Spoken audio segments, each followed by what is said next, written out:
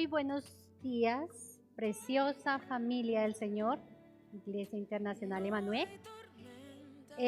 Como decía mi esposo, hoy continuamos con la parte B de la enseñanza de hace 15 días. El enemigo sabe que un matrimonio fuerte tiene poder y por lo tanto él desea lo contrario, dividir, separar, ¿cierto? Por favor.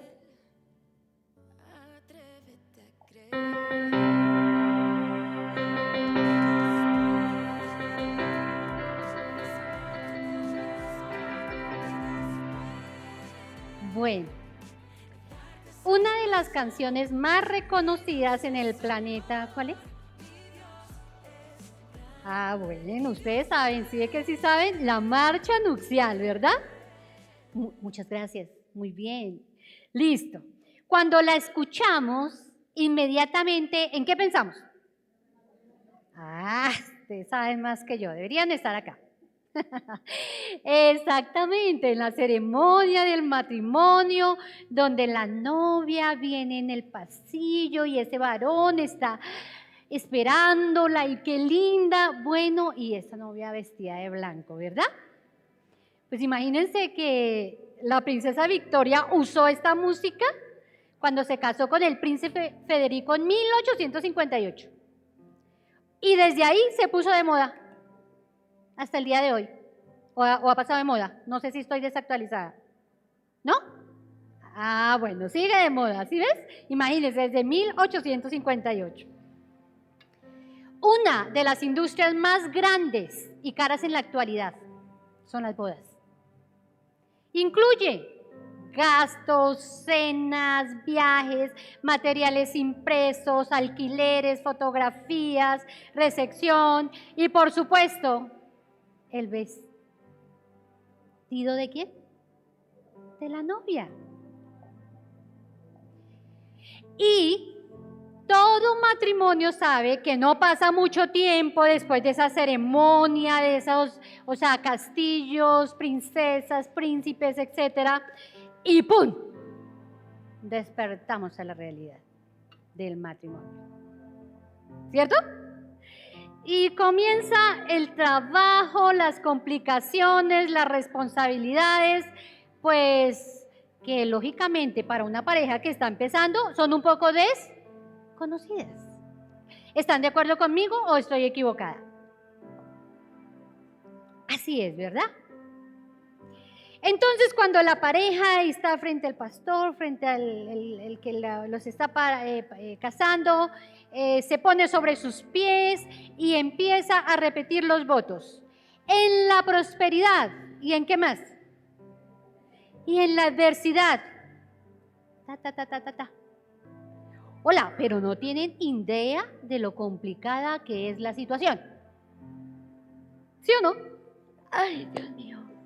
Y entonces empiezan las expectativas, pero ¿sabe cuál es el problema? Cuando las expectativas no son realistas en un hogar que nos conducen ¿a dónde?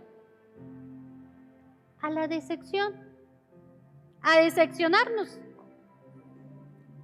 Y mire, les voy a contar una historia, pero pilas, es una historia ficticia. Por favor, me le dices al que está al lado si está durmiendo un poco esto, es una historia ficticia. Es una historia ¿Qué significa ficticia? Porque de pronto alguien no sabe. Bueno, exacto, es algo, pero ¿qué está en la mente en el tigre? Miren la historia. Y dice esa historia así: 3 meses después del día de su boda, la joven novia volvió corriendo a la oficina del pastor. Afanada, estaba histérica. Y ella le dice al pastor: pastor, mi esposo y yo tuvimos nuestra primera gran pelea juntos. Y fue realmente malo, muy malo, horrible, simplemente horrible. Ahora, ¿qué voy a hacer, pastor? ¿Qué voy a hacer? Entonces el pastor le dice: tranquila, eso no es tan malo como lo crees. Todo matrimonio tiene su primera discusión. Y entonces ella le dice al pastor y lo mira y le dice: bueno, está bien, Pero ¿qué hago ahora con el cuerpo? Hola, qué horror. Pilas, ¿era una situación? Sí, porque de pronto aquí piensan y Dios mío, pobres hombres. ¿Sí o no? Bueno. Ay, Dios, qué lindo. Bueno, dice, la Biblia nos dice, Proverbios 24, 3, 4, ¿cómo edificar un hogar? ¿Cómo edificar una casa? ¿Les interesa o no les interesa? Y cerramos el capítulo acá. Ay, a todos nos interesa. ¿Cierto que sí? Nos interesa. ¿Cómo edificar un hogar? Y pilas, aquí hay casados en unión libre, aquí hay solteros, y pues me imagino que a futuro está esa visión, ¿verdad? Entonces, también te interesa, ¿listo? Entonces, vamos a ver a la palabra, Proverbios 24, el 3 y el 4. Dice la palabra, y quiero que ustedes mismos me contesten de acuerdo a la palabra. Se edifica la casa con sabiduría. ¿Y con qué más? Muy bien, ustedes sí saben leer. Muy bien, la casa se necesita sabiduría y prudencia. ¿Sabe eso cómo se llama? Ser inteligente. ¿Ustedes quieren ser inteligentes en su hogar? ¿Queremos ser inteligentes? Amén. Sabios y prudentes. Pero sigamos leyendo. Y con ciencia se llenarán las recámaras. ¿Qué significa eso, conciencia? Pues con buen juicio. Nuestras recámaras, nuestra cocina, nuestra sala, nuestro comedor, se llenará de ciencia, de buen juicio. ¿Cuántos deseamos eso en nuestros hogares? Amén. De todo bien preciado y agradable. Ese es el resultado. ¿Cuál es el resultado? Las recámaras se llenarán de cosas preciosas, de tesoros extraordinarios. ¿Como cuáles? Amor, paciencia, benignidad, paz, mansedumbre, dominio propio. Pero, amada iglesia, solo con la sabiduría de Dios podremos edificar un hogar así. Solo con la sabiduría de Dios. El hogar nunca podrá ser como lo quiere Dios de manera natural, con nuestras fuerzas, con nuestro intelecto, jamás. De manera natural nunca podremos tener un hogar así. Y por eso se debe involucrar la sabiduría, el compromiso y la motivación espiritual para lograrlo. Y para eso, ¿qué tenemos, iglesia? La palabra del Señor, la enseñanza de la palabra. Y por eso hoy nos podemos preguntar, oye, pero ¿dónde podemos encontrar la sabiduría de Dios? Y ustedes me van a responder, ¿dónde podemos encontrar la sabiduría de Dios como hogares? En la palabra, por eso tú y yo estamos aquí. ¿Qué puede edificar y llenar un hogar con las cosas correctas? La palabra que nos instruye. Y ahora sí, vamos al grano. Hace 15 días decía mi esposo, bueno, ¿el palo fue para quién? Ay, pero sucede que el hogar no solo es señores, varones. ¿Quiénes más estamos? Las mujeres. Entonces, Primera de Pedro, capítulo 3, del verso 1 al 7, está dedicado a los hogares. ¿Sí? Y mi esposo predicó hace 15 días, si no lo escuchó, si no, interesante que se consiga la grabación porque también fue muy constructiva para nuestros hogares. Pero hoy nos toca a nosotros y vamos a Primera de Pedro, capítulo 3, verso 1.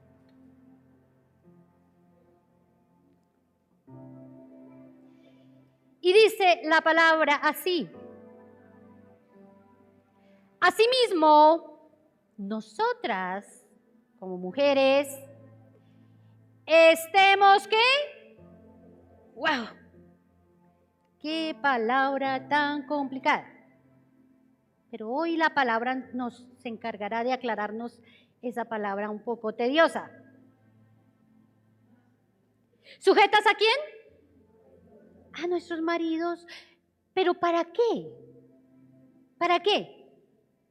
Lean por favor la palabra, no quiero solo yo. Para que también los que no creen a la palabra sean ¿qué? Sean ganados.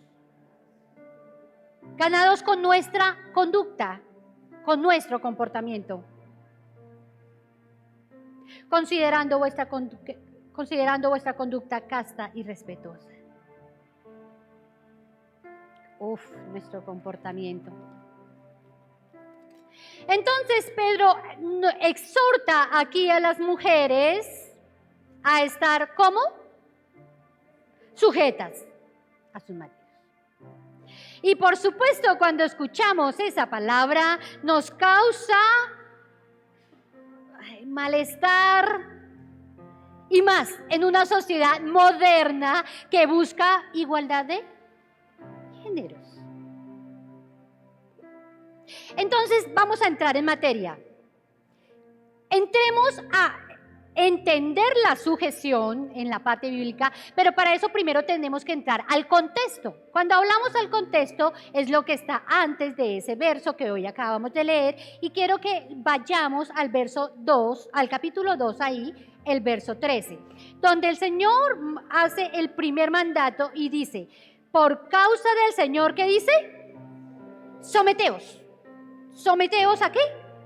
Toda institución humana, ya sea al rey como a superior, a los gobernadores como por él enviados para el castigo. Bueno, hasta ahí. ¿Qué dice ese contexto de la enseñanza? Que hay una sumisión a las autoridades ordenadas por Dios, ¿cierto? Y eso nos lo dice a nosotros como creyentes. Pero sigamos leyendo otra sumisión que hay ahí en el verso 18. ¿A qué más debemos someternos? 18.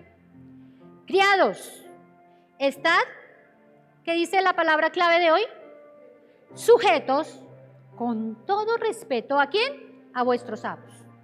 No solamente a los buenos y afables, sino también a los difíciles de soportar. Someterse en ese tiempo, en ese tiempo era el mundo de los sirvientes. Pero hoy, ¿qué equivaldría eso? El someterse a la relación empleado y empleador. ¿Cierto? Porque ya estamos en el siglo XXI. Perfecto. Después de ese contexto donde hay sométase a las instituciones, sométase al empleado, al respeto, al empleador, etc. Ahí empieza la palabra a decirnos, asimismo, 3:1, mujeres. Asimismo, mujeres, también las esposas estén sujetas ¿a quién? A sus maridos. Y sabe que como ejemplo máximo tenemos con claridad la sumisión del Hijo de Dios, ¿con quién? Con el Padre, con el Padre. Se sujetó a su plan de redención. Hay algo muy especial aquí. Imagínense que podemos notar que hay 6 versos para las esposas y solo 1 para el esposo. ¿Cómo les parece eso? Complicado. Dice uno, ¿cómo así que 6 para nosotras y 1 para ellos? No más. Y entonces ustedes podrían decir, no, bueno, parece desproporcionada la cosa. 6 versos para la mujer y 1 para el hombre. No, eso está como complicado. Y entonces, más información para las esposas que para los maridos. ¿Cómo ven esa situación, niñas y niños, hoy aquí en la Hijos del Señor? Mal, ¿sí ven? Pero bueno, hoy la palabra nos va a decir por qué la situación. Ay, Dios. Y entonces algunos hombres pueden decir acá, si yo les pregunto, y entonces ellos van a decir, bueno, es que los hombres no necesitamos tanta instrucción. Y obvio, ¿sabe qué? Le dejaré ese caso en manos de su esposa, porque ella los conoce a ustedes muy bien, yo no. Entonces, esos allá usted y su esposa, pero podrían decir eso. Pero esa no es la razón. Entonces, otro podría decir, otros, es que a las mujeres les gusta más la información. O mejor dicho, en otras palabras, a ellas les gusta leer más las instrucciones. En cambio, nosotros al grano, eso no. Pues puede ser una opción validera, pero tampoco. Todavía no llegamos a la respuesta correcta. ¿Quieren que lleguemos a la respuesta correcta? Bueno. Mire, la razón es por lo que el Señor dedicó más espacio a las esposas cristianas es que a ellas no les queda fácil la tarea. A la mujer le queda más difícil la tarea. ¿Y saben por qué? Porque el problema en Roma, aquí cuando fue escrito esto, en ese tiempo y aún en la actualidad, es que muchos esposos son indiferentes o se oponen al cristianismo.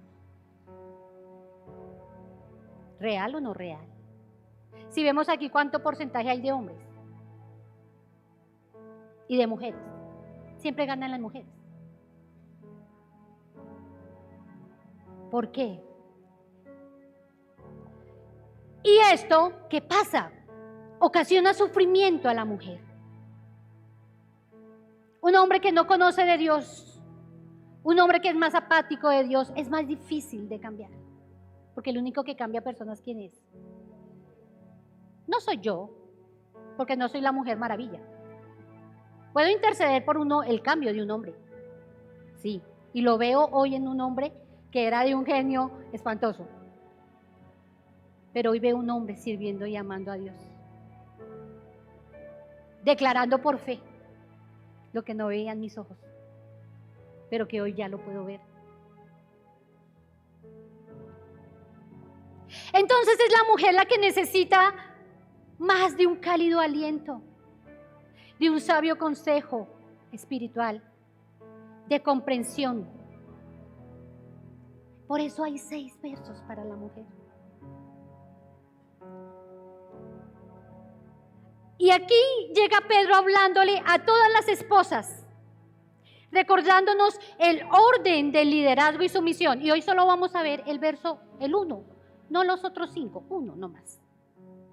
Y la palabra dice otra vez, sométase ¿a qué? A los maridos. Ojo, que pueden ser desobedientes a la palabra. Es así que duele. Porque uno dice, no, yo me someto, pero el que es juicioso, pero al que es desobediente. Santo Dios. Y la pregunta, mujeres, es ¿cómo responder, cómo someterme, cómo respetar al marido que no está interesado en la palabra de Dios? ¿Cómo? Qué difícil tarea. ¿No les parece? Súper difícil. Y si mencionamos la palabra clave, ¿cuál es la palabra clave de hoy? Sumisión, sujeción. En nuestra cultura, y ojo, aún en la iglesia, puede dar recelo y hasta ira. Porque la sumisión probablemente es uno de los temas de mayor controversia. Y por eso hoy, ya entrándolos en el contexto, tenemos que identificar qué no es sumisión, para entender qué es la sumisión bíblica. Entonces dígale al que está al lado, bueno, vamos a entender qué no es sumisión. Dígale al lado para que un poquito se nos quede un poquito. ¿Qué no es sumisión? No es sumisión basarse en la creencia de que las mujeres somos inferiores, ya sea moral, intelectual, emocional o espiritualmente. Eso no es sumisión. No es sumisión tener una obediencia ciega, donde la esposa se convierte en un trapo del piso y el hombre le pasa por encima. No es sumisión. No es sumisión cuando a la mujer no se le permite tomar decisiones, dar sugerencias o ejercer algún tipo de responsabilidad. No es sumisión. Y por supuesto, en algunas religiones, sí, del mundo, tratan a las mujeres así. Pero dale un aplauso al Señor Jesús, porque en esta mañana, porque el cristianismo no es así. Gracias, Rey. Gracias, Señor. Ojo, hago un paréntesis aquí para los varones, porque aquel varón que asume que lo que acabo de decir es sumisión, el Señor le dice a esos varones hoy, y le recuerdan el 3:7 lo que mi esposo les enseñaba hace 15 días. El Señor le dice a los hombres que si practican lo que no es sumisión, ojo, hombres, si tú practicas lo que no es sumisión, porque crees que tu mujer es inferior, porque tu mujer es el trapo del piso, porque puedes pasar por encima de ella, porque no dejas que dé sugerencias, porque no la dejas que tome decisiones, porque no la dejas que tome responsabilidad en algunas cosas de colaborar. Sencillamente, si abusas de esa autoridad, si tratas a tu esposa con crueldad o falta de amabilidad, el Señor les da un consejo. Y está en el 3:7, donde les dice, ¿cuál es el consejo? Dejen de orar. ¿Y saben por qué? ¿Saben por qué? Dice, para que vuestras oraciones no tengan estorbo. ¿Qué pasa con un hombre cuando es así con su mujer en casa? ¿Sus oraciones van a ser escuchadas? No, deje de orar. Si tú no cambias eso, deja de orar porque no se te va a escuchar nada. Tremendo, ¿no? La palabra es clara. Pero sigamos, esto era una pequeña anotación de recorderis del anterior enseñanza. Entonces, amadas del Señor, la sumisión bíblica no es permitir opresión, abuso verbal, abuso físico, no. La sumisión no es el pase libre para que haya violencia o incluso permitir un maltrato. Y aquí hago una nota, un pie de nota. Permítame animarle que si algo pasa así en tu casa, pues llame a las autoridades competentes y luego dígale a sus pastores y pida ayuda, que le brinden ayuda para que haya provisión y consejo en esa situación. Amén. Pero sigamos. ¿Quién fue el que le dio el pase libre a que un hogar que Dios tenía en mente algo específico de bendición? ¿Por qué? ¿Cuál fue el pase libre para que se pudieran permitir todas esas injusticias en un hogar? ¿Y sabe cómo se llama el que dio el pase libre? Pecado. El único que le dio el pase libre para estas injusticias en un hogar se llama pecado. Y todo comenzó con la violación o el incumplimiento de los principios que el Señor había dado allí desde el Edén. Por eso es que nuestra enseñanza se llama replantando el jardín del Edén. Porque hay que replantarlo. Él se dañó. ¿Y cómo se dañó? Eva, recordemos a Eva. La violación del principio de sumisión. Dios se lo había dado. Pero se daña eso, se incumple ese principio cuando ella actúa por cuenta propia en respuesta a la oferta que Satanás le dio. Y por supuesto recibe la oferta, pero les pregunto, ¿ella consultó con su esposo? No, se violó el principio de sumisión. Amor, ¿cómo te parece que me estaban negociando esta cosa así? ¿Y cierto? No, pero ahí se inculpó. Pero Adán, ¿qué pasó con Adán? Se violó el principio de liderazgo, el líder de casa. Cuando aceptó la oferta de Eva le comenta la oferta y él le sigue el juego y no como líder reorienta a lo que Dios le había dicho. Pregunta, ¿fallaron los dos? Claro. Y entonces, ¿qué viene? La caída de Adán y Eva. El pecado trae sus efectos de maldición. Génesis 3. Se trabajará con el sudor de la frente. El deseo de la mujer será que dominar y controlar al hombre. Y entonces, ¿qué entra al mundo? Se le abre la puerta al pecado. Y es por eso que en un hogar, que era lo primero creado por Dios, empieza la batalla de los sexos, la batalla en el matrimonio. Y entonces, en cambio de que haya cooperación, se convierte en la competencia. Se arruina la armonía del matrimonio, se distorsiona el liderazgo. Ojo, mira varones, ¿qué Dios mandó en ti? Un liderazgo humilde y amoroso. ¿Cómo debe ser tu liderazgo, amado? Humilde y amoroso del hombre. ¿Y cómo se vuelve eso que Dios había dicho? Tu liderazgo debe ser humilde y amoroso. Se transforma en una dominación hostil, indiferente y hasta perezosa.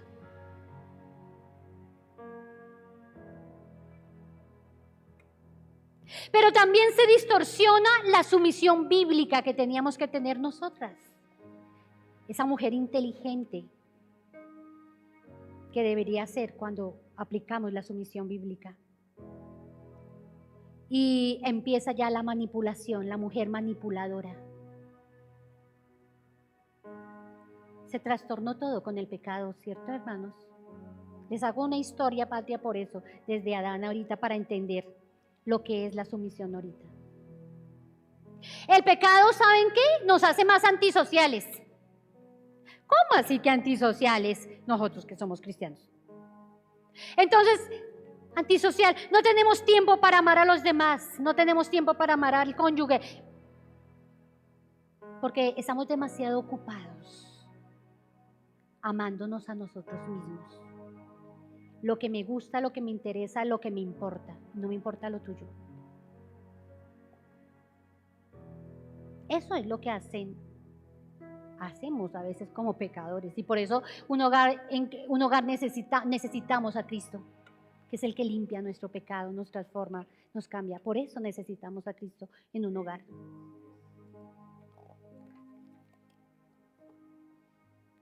Un pequeño resumen.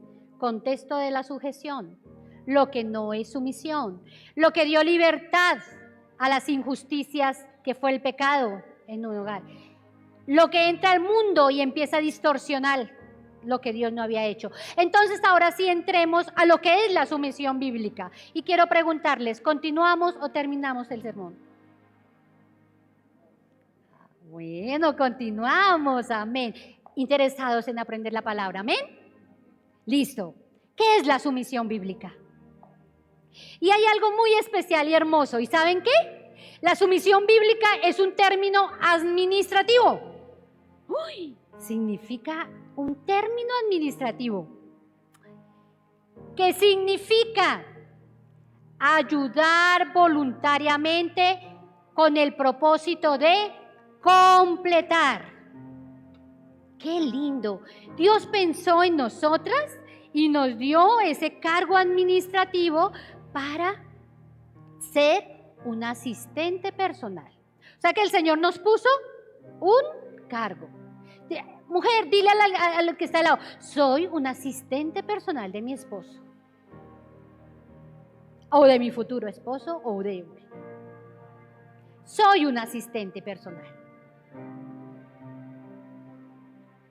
La sumisión bíblica era que nosotras aprendiéramos a tener una asistencia personal, una ayuda adecuada e idónea para mi esposo.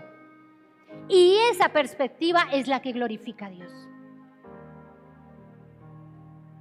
Entonces, cuando la Biblia habla que la esposa se somete voluntariamente a su esposo, está declarando que su labor en el hogar es ¿qué? Asistente personal. Entonces, Entonces, mujeres, quiero hacerles esta pregunta hoy. ¿Será que como asistente personal, el cargo que Dios me dio en el hogar, lo estoy completando a Él? ¿Será que como asistente personal lo estoy ayudando a cumplir con con algunas responsabilidades? Porque es que hoy en día ya por el mismo pecado el hombre se llena de pereza y todo lo tiene que hacer ¿quién? La mujer.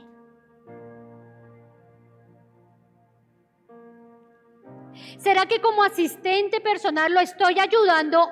Miren esto tan importante. Lo estoy ayudando a convertirse en el hombre, en el esposo, en el líder que Dios quiere que sea. Qué tarea tan fuerte, ¿no? Por eso es que tenemos que aprender a ser mujeres intercesoras en todos los errores que les vemos a ellos. Señor, tú eres el que lo cambias. No con nuestra cantaleta. Nuestra cantaleta no va a ayudar para nada. Más bien a que se vuelvan rebeldes. Cuando uno lo cantaletean, ¿no tiende uno a volverse más rebelde? Le dijo blanco, ahora yo le digo negro. ¿Sí o no? Esa es la naturaleza pecaminosa que tenemos. Y somos así. Amén. Esto es lo que encaja con el diseño de la creación de Dios. Pero mire, aquí hay algo interesante. Si ustedes se acuerdan, cuando Dios cuando estuvo en la creación y todo, Dios, ¿qué fue lo que expresó? Vio todo y dijo, ¡oh! Dios vio que todo era bueno, claro, todo era bueno. Pero les recuerdo otro momento. Un momento donde Dios hizo otra declaración. ¿Ustedes se acuerdan? ¿Cómo? Por ahí me dijo. Claro, cuando Dios sorprendente dice, pero hay algo que no es bueno. ¿Y qué fue lo que Dios dijo cuando dijo, hay algo que no es bueno? No es bueno que el hombre esté solo. No es bueno. Y entonces le voy a hacer, ¿qué? Su asistente personal. ¿Cómo les parece? ¿Como buena la idea o no, chicos?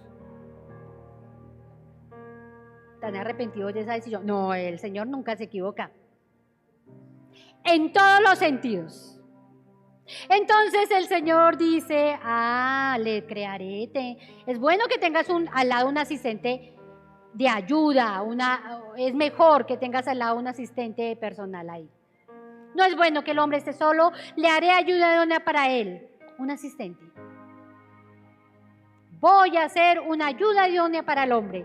En otras palabras, le crearé ese asistente personal en todos los sentidos. ¿Por qué? Porque Adán podrá lograr los propósitos de Dios para su vida con más facilidad, con la ayuda de ella. O sea, era una ayuda. El concepto de sumisión y ayuda para el hombre existía desde en el principio, en el jardín del Edén, mucho antes de que llegara el pecado. Ojo, y aquí yo sé que hay solteros y solteras, y eso no significa que un hombre o una mujer soltera no pueda completar los propósitos de Dios en sus vidas. Sí, lo puede hacer, pero obviamente la palabra dice que son mejor dos que uno. ¿Por qué? Porque si nos ponemos de acuerdo, vamos a avanzar mucho más rápido, como rápido el proceso de resultados. O sea, ¿sí? ¿Qué tal una empresa solo uno? ¿Cómo será esa empresa para surgir? Pero si hay otro que formamos equipo, pues mucho más rápido levantamos, ¿cierto? Entonces quiero colocar una analogía personal. Varones, mire, usted tiene un asistente administrativo en el trabajo, en la tienda, en el almacén, en el trabajo, ¿sí? Pues tal vez lo tenga o tal vez no. Pero bueno, les pregunto, si ustedes tienen un asistente, ¿qué pasaría si ese asistente no realiza su tarea?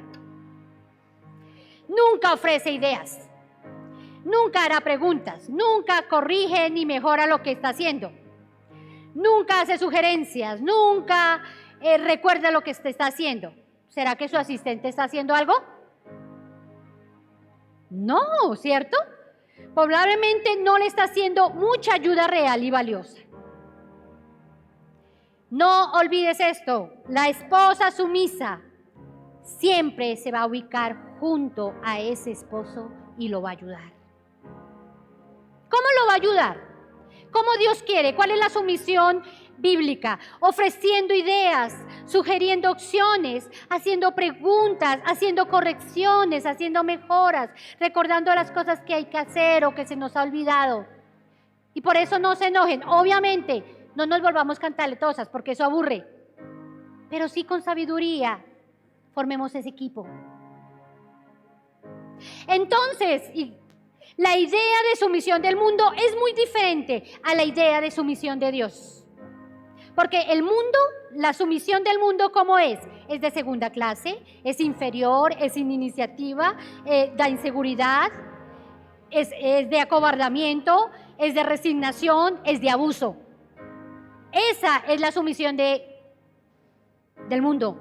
Pero ¿cuál es la sumisión hoy que Dios nos dice por medio de su palabra? Las Escrituras ven la sumisión en una mujer es como ese asistente personal que colabora con el esposo de forma leal, útil, valiosa, fiel, adaptable, respetuosa, que complementa. ¿Cuánto le damos gracias a Dios por el plan de Dios? Varón, quiero preguntarte esto. ¿Será que tu asistente, ese asistente que Dios te prestó, que está a tu lado, es acaso menos valioso que tú? ¿Valiosa que tú? ¿O usted, o varón, se cree superior a ese asistente? Porque tal vez tienes más responsabilidades, ganas más dinero, usted es el administrador, ella tan solo es un asistente. Por supuesto que no. No debe ser así. Mujer, concluyendo, someterse al liderazgo de un esposo es una lección tuya y mía, de aceptar una sumisión bíblica con el cargo de asistente para trabajar junto a él, para complementarlo con tus dones, con tus talentos únicos, en lugar de competir con él. La belleza de la sumisión bíblica tiene sus raíces en el mismo acto creativo de Dios, porque Él sabía que ese esposo te necesitaría. Por eso te creó con esos dones y talentos únicos que lo complementarían. ¿Te has preguntado por qué Dios une polos opuestos?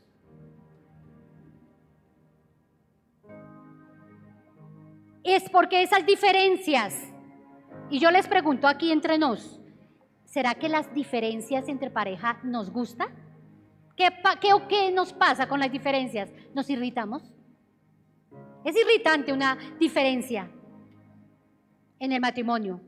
Pero ojo, al mismo tiempo de que hay diferencia, ese aspecto protege, mejora, equilibra el matrimonio porque nos hace madurar, nos hace crecer, nos hace aprender cosas nuevas, diferentes. Y quiero contarles otra anécdota. Un hombre se le acercó a su pastor y le comentaba: pastor, nosotros somos muy diferentes, mi esposa y yo, en todas las formas posibles somos muy diferentes. Y por supuesto este hombre mayor, anciano, piadoso, sabio, tenía más de 50 años de casado. Y le decía: no, todo es diferente con mi esposa, somos muy diferentes. Pero en un momento el hombre anciano mira al pastor y se ríe. Y cuando se rió, le dice: pastor, lo único que mi esposa y yo tenemos en común es que ambos nos casamos el mismo día. ¿Ah? ¿Cómo les parece? Era lo único. Pero mira, amados, hoy la palabra nos enseña que Dios usa todas esas diferencias ¿para qué? Complementarnos. para hacer el matrimonio mucho mejor. ¿Qué tal? Todo igual, aburrido. He aprendido de ti, amado esposo, tú has aprendido de mí.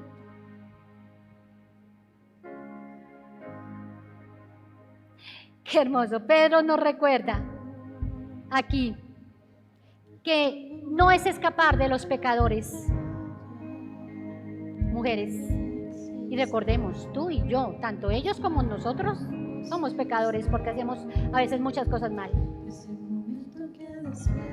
Pero el intento, amadas mujeres que tienen a su esposo en el proceso de que conozcan a Dios, el intento es glorificar a Dios para ganar al pecador, para que glorifique a un Dios vivo, mostrándoles un evangelio de gracia, de amor, así como Cristo te ha amado y me ha amado. Cuando éramos pecadores, Cristo murió por ti y por mí. Te pones sobre tus pies, por favor.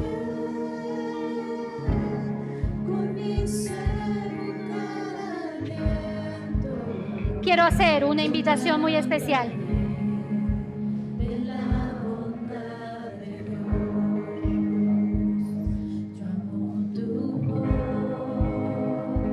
Nos comprometimos con esa pareja, con un hombre pecador, con una mujer pecadora. Usted y yo nos casamos con un pecador y me imagino que aquí muchas mujeres dirán amén, amén con ellos. ¿Y nosotras qué? Porque él también se casó con una pecadora que necesita de Dios, cambios. Pero el matrimonio es la unión de dos pecadores que necesitamos a Jesús. Dos pecadores que necesitamos a Jesús. Y hoy invito a esas parejas cuando dicen necesito de ti para construir un hogar que te ame y te sirva. Y quiero que aquí se abre el altar. Obviamente yo y mi esposo estamos de primeras porque somos ellos. Pero invito a esas parejas para decirle, Señor, aquí quiero poner, así esté usted solito, ella solita o parejas. Vamos a pasar acá para ministrar, vamos a ministrarles. Y se abre el altar para esa invitación.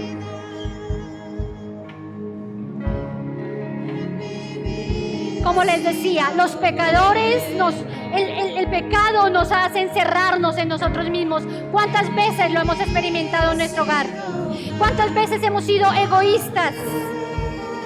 El pecado nos reduce a nuestro enfoque, a nuestros deseos, a nuestras necesidades, a nuestros sentimientos, y nunca mirar los sentimientos del otro, a sus necesidades.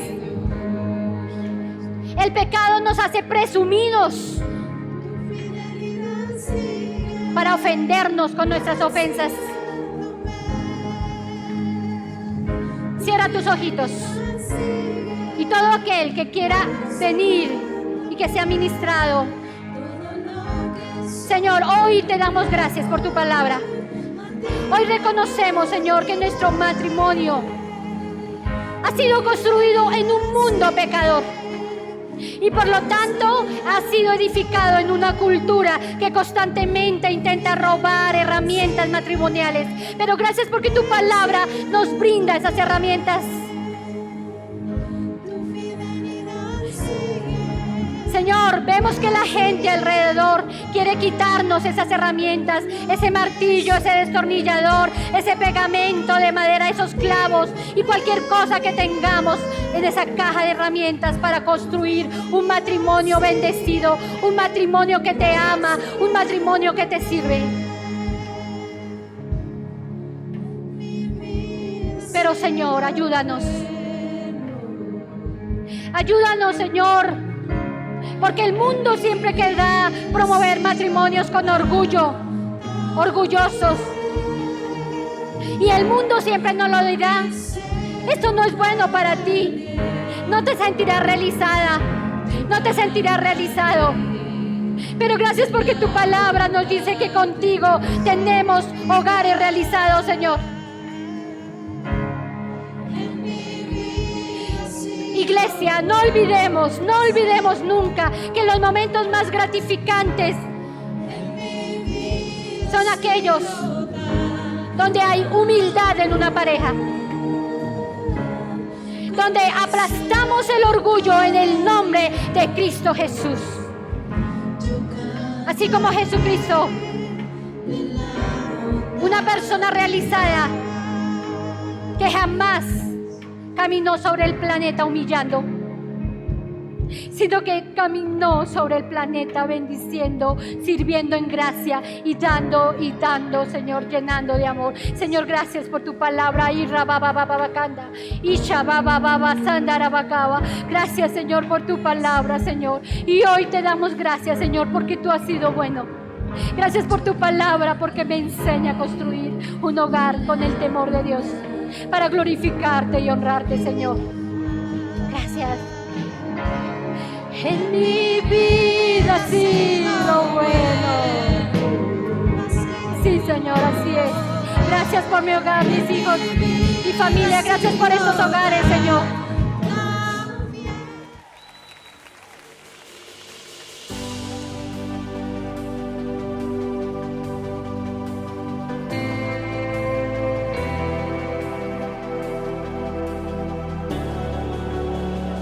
No temeré a lo que pueda venir,